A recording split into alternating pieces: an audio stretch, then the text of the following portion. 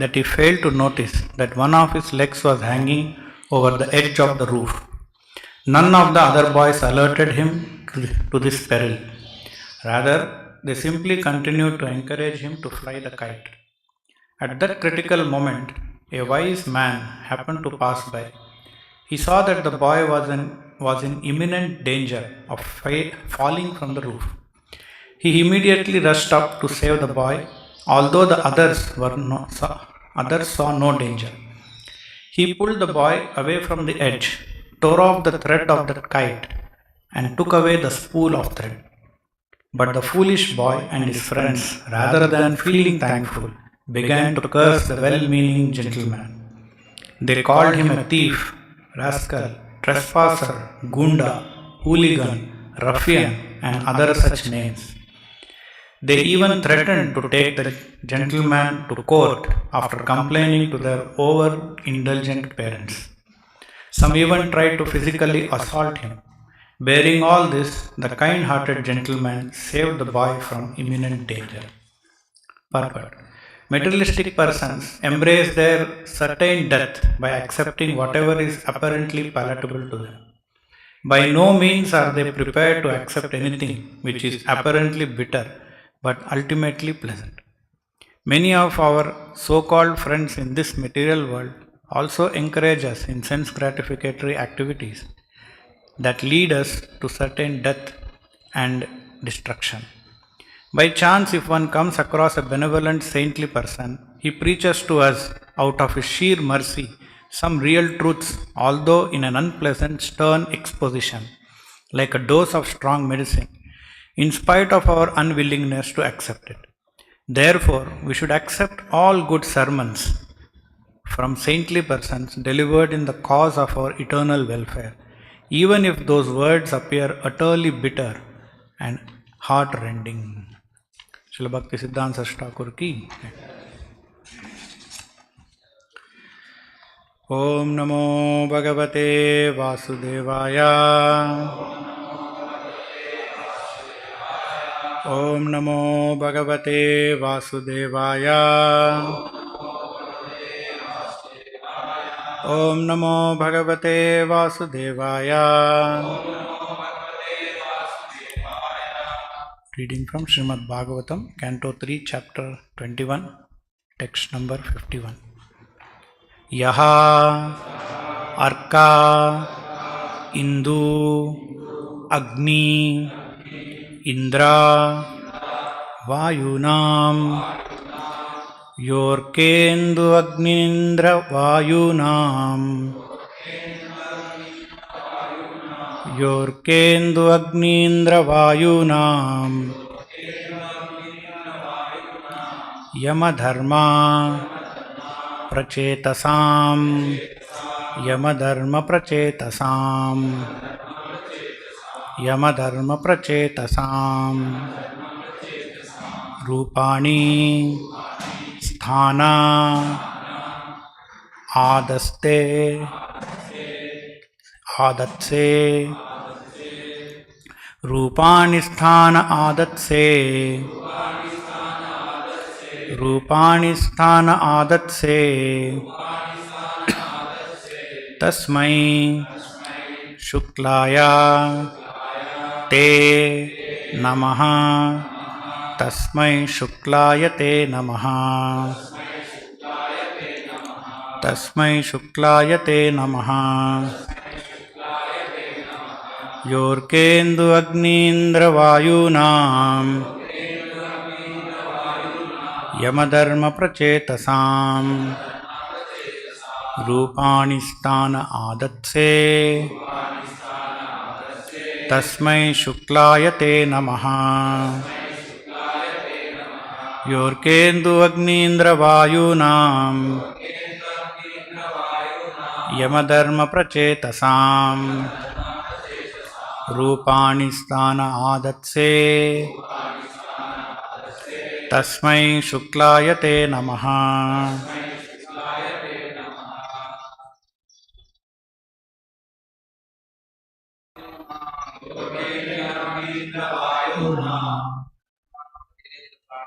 Karma Prachetasaha रूपाणि स्थानमादत्से तस्मै शुक्लाय ते नमः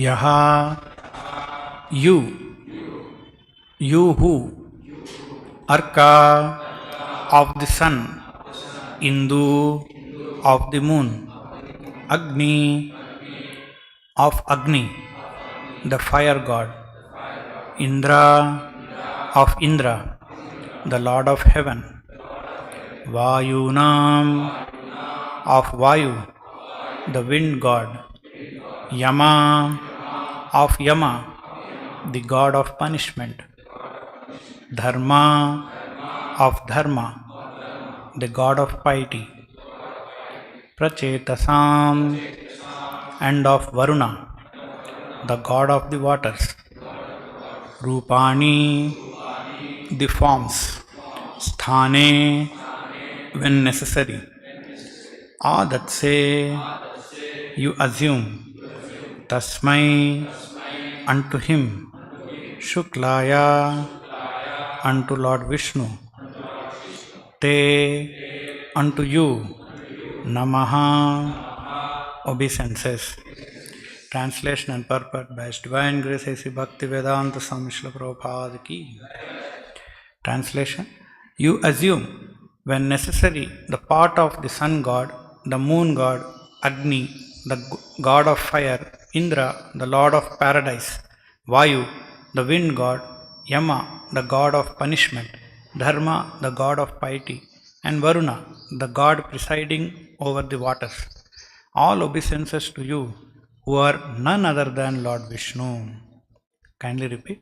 You assume, when necessary, the part of sun god, the moon god, Agni, the god of fire, Indra, the lord of paradise, Vāyu, the wind god, Yama, the god of punishment, Dharma, the god of piety, and Varuṇa, the god presiding over the waters.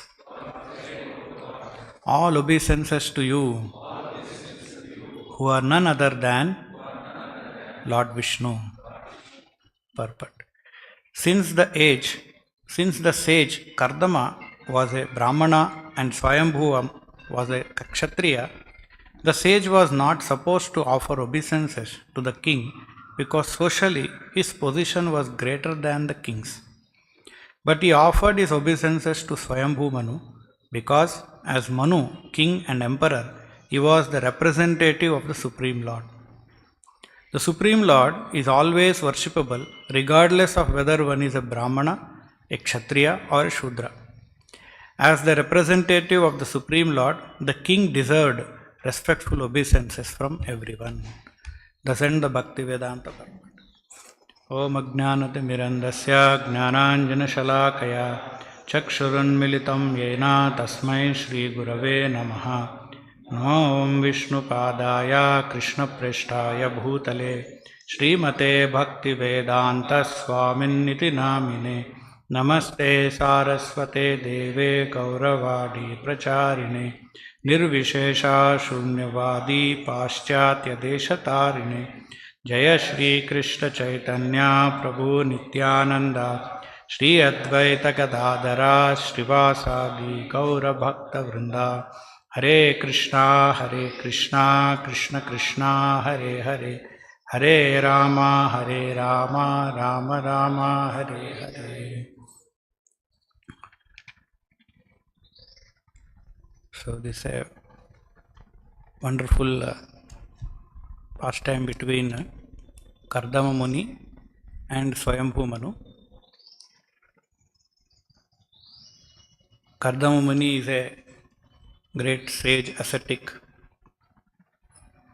and he is living in a very poor hermitage. Brahmanas or sages live in a very materially impoverished condition, whereas kings, they live in a royal luxurious position. So Swayambhu Manu, who is the emperor of the world, has come to meet Kardama Muni. And where he has come to his poor hermitage, a simple hermitage where Kardama Muni is performing his rituals. And Swayambhu Manu, the moment he enters, he pays respects to Kardama Muni. Though he is the emperor, king, respected person in the world, the moment he enters the hermitage of Kardama Muni, he pays respects to Kardama Muni. And Kardama Muni, in the previous verses we have heard that he blesses him, he benedicts him. So generally this is the etiquette in the Vedic tradition. Brahmanas are considered to be the highest in the social position, and everyone has to respect. So similarly, here, even though Swayambhu Manu is the emperor, he pays respects to Kardama Muni, and Kardama Muni in return, he blesses, accepts. And Kardama Muni here, he is saying, he is also offering obeisances to the king. So Prabhupada is explaining why it is happening like this, because Swayambhu Manu is a representative of the Supreme Lord. Bhagavad Gita, Krishna also says, Naranam cha Naradipam. The kings are his representatives. So, hence here we see Kardama Muni is paying obeisances to Swayambhu Manu. And in the previous verse he is explained what is the purpose behind this, because the responsibility of protecting the pious people and killing demons is the Supreme Lord's. Therefore he incarnates, Sambhavami Yuge Yuge. Every yuga incarnates to kill the demons and protect the devotees. And that responsibility is also delegated to all the kings. So kings, just the Supreme Lord maintains the material world. So similarly the kings have to maintain their kingdom. He has to ensure all the citizens are well taken care, all the welfare schemes are provided to them, they are happy. So because he is the representative of the Supreme Lord, as he is taking over the charge of the Lord, therefore he is as good as God, and he is being paid the similar respect. And in the purport, Srila Prabhupada is mentioning that the Supreme Lord is always worshipable regardless of whether one is a Brahmana, a Kshatriya or a Shudra. So, in the society, Vedic society, the Brahmanas are considered to be socially very highest position, and everyone is supposed to respect him. However, whether he is Brahmana, Kshatriya, Vaishya, Shudra, whatever position he may be, he has to respect the Supreme Lord. In terms of Supreme Lord, we don't see the social positions there, because Supreme Lord is transcendental. In fact, there is one pastime in Krishna Lila book, Bhagavatam, we see that Lord Balaram, he has gone on a pilgrimage when there was a war between Pandavas and Kauravas. Kurukshetra war was going on. Lord Balarama did not want to participate on either side. So in order to escape, he took a plea that I want to go to pilgrimage. Radha Govind ki. So while he is on the pilgrimage, he happens to visit Naimisharanya. And in Naimisharanya, a 1,000-year yajna is happening. Great sages have sat there and are having discussion, meetings. And they have assigned a highest position, Vyasasana, to Romaharshana, who is a disciple of Vyasadeva. So the moment Lord Balaram enters into the arena, all the great sages, there are great sages, elder to even Romaharshana, in qualification and in age also. They are all sitting there. All of them get up to pay respects to Lord Balaram. Some of them stand up, bow down. Some of them who are elder to Lord Balaram, they are blessing him. So like that, but everyone has got up. However, Romaharshana, because he thought that he is sitting on Vyasasana, he should not get up. The general etiquette is that one who is in Vyasasana, for ordinary people, whomever he is, he may be the greatest man, but because he is sitting on Vyasasana, he has got highest qualification. He need not have to stand up and pay respects. So he thought when Balarama came, Lord Balaram came, he is a Kshatriya. Why should I get up? But Lord Balarama took this point very seriously. Because Romaharshana has to, because he is sitting on Vyasasana, he has to show what is real Dharma. And what is Dharma? We have to pay respects to the Supreme Lord. We have to know who is the Lord and pay respects to him. Vedaischa sarvair ahameva vedyaha. If you know complete Vedas, you are supposed to know who is God, who is Krishna, who is Supreme Personality of Godhead. And you have to pay respects to him. So here, Romaharshana, he doesn't pay respect, thinking that, oh, Lord Balaram is a Kshatriya. He may be Lord, but he is no Kshatriya. So, Lord Balaram, who has come to establish religion, Dharma, he has to correct this. In our society, we may have high, low position in the society, we may have. But in terms of Supreme Lord, as Prabhupada is mentioning, there is no question of which class he belongs to. Everyone has to respect the Supreme. Because he is in a transcendental position. He is Supreme Personality of Godhead. And Romaharshana Sutta is supposed to know this. Krishna says in Bhagavad Gita, Sarva Dharman Parityajya Mam Ekam Sharanam Vraja. Bhagavatam also says, Savai Pumsam Paro Dharmo. Highest Dharma is surrendering to the Supreme Lord. But here, even though Romaharshana is very educated, sitting on Vyasasana, he could not understand this point. Therefore, Lord Balaram became very angry. He even thought, this Romaharshana, even though he is born not in a qualified family, he was not really born in a pure Brahmana family, but because he was the disciple of Vyasadeva, he was given a higher position. So, birth is not a qualification to become a Brahmana.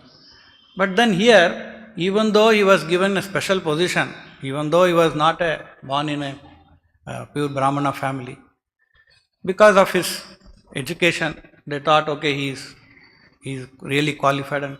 But then his real nature came out. He didn't consider, all the sages have given me special mercy. So Lord Balarama thought, now I have to punish him. And therefore, he took a small blade of grass and beheads him. So here we see Lord Balarama, he is teaching us, we may be biggest position in the material world, but in front of the Supreme Lord, we have to bow our heads.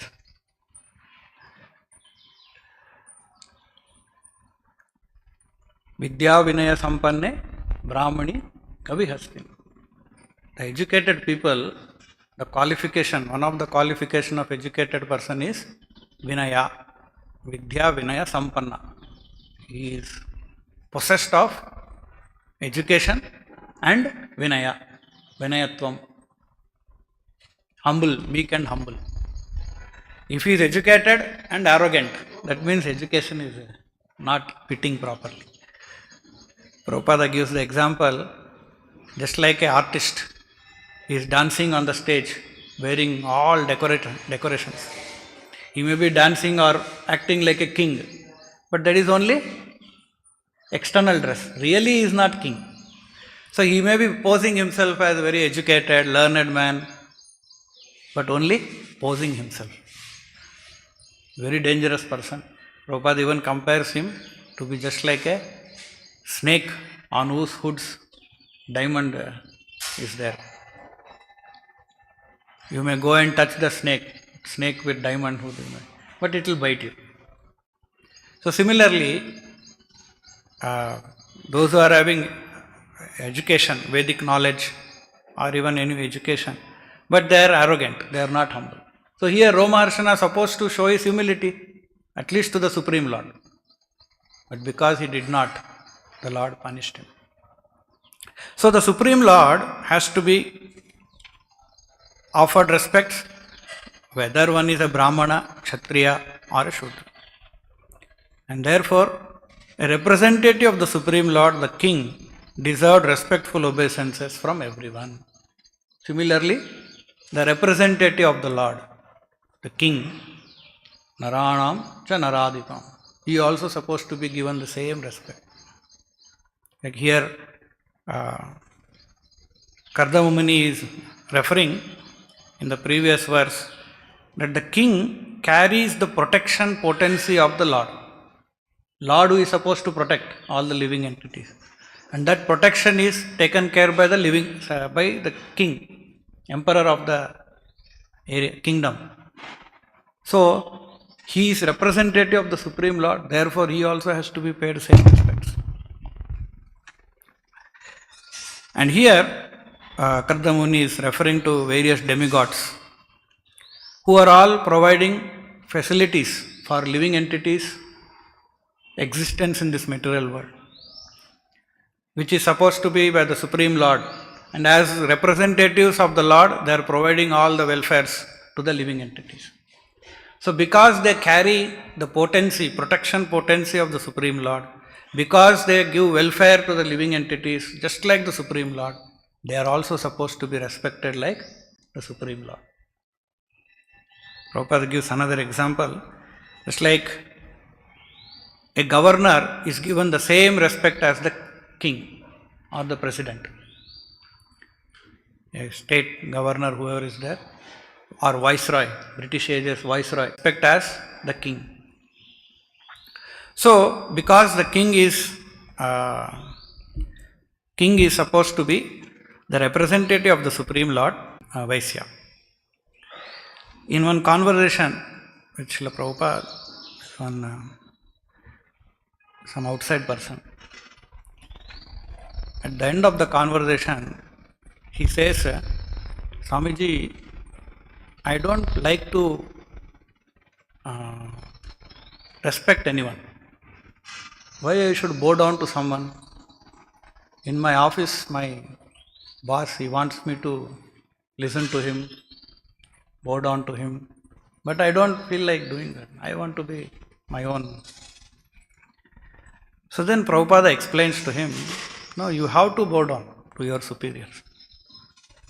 Then he argues, no, Bhagavad Gita, Vedas may say, but I don't know. And Prabhupada says, no, let us not talk about religion first. Religion separate. First you understand this, that a living entity has to bow down. That is his position. Whoever he is, he has to bow down. You have to bow down to death. Is there any way we can escape? It's like we did by Bhaktisiddhanta Thakur. Death is certain. If you don't accept death will attack you. Krishna also says, Mrityu sarva harasyam. Disease, you have to bow down. Old age, you have to bow down. So, when we have to bow down to so many, why are we artificially saying, no, I am the king, I will not bow down? So Prabhupada says, you forget about religion and spirituality. Our constitutional position is we have to bow down. Now you decide whom you should bow down. That is only option we have got. Whether you will bow down to the Supreme Personality of Godhead, His representatives, or you will bow down to any ordinary jiva, who is a sense gratifier. We have no choice that, okay, I will not bow down. So like that he explains to that person that our position, our constitutional position is we have to bow down. But we can only decide where we have to bow down. We can bow down to the Supreme Personality of Godhead and His representatives, or any ordinary jiva. We surrender ourselves, we will have no frustration. Prabhupada explains, if we surrender to Krishna, bow down to Krishna, pay respects to Krishna, there will be no frustration. But if we don't bow down to Krishna and bow down to somewhere else, we will end up only in frustration. In fact, one devotee, he goes to Prabhupada and he says, I don't feel like paying obeisances to devotee, another devotee. I have no feeling for that. Anything we do, we want feeling, no? So Prabhupada says, don't worry, first you pay obeisances, feeling will come later on. So in terms of etiquette, these are all Vaishnava etiquette.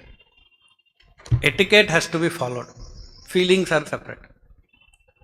When we follow the principles given in the Shastras, because we are in a contaminated stage, we will not have bhakta, sadhaka, we may not have.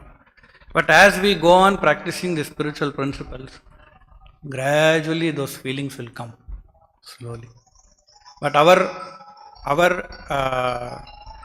point is, our current status is that we need to simply follow the Vedic injunctions. So here we see a wonderful lesson that king is paying obeisances to a Brahmana. Brahmana is poor man, but he is paying respects to a Brahmana because Brahmanas are actually possessing the Supreme Lord. Actually, who is rich? The Brahmana is actually rich. He is opulent, not the king. So king goes and pays respects to the Brahmanas. And Brahmanas also pay respects to the king because the king is a representative of the Supreme Lord. So I will close here. Hare Krishna. Granthraj Srimad Bhagavatam ki, Srila Prabhupada ki.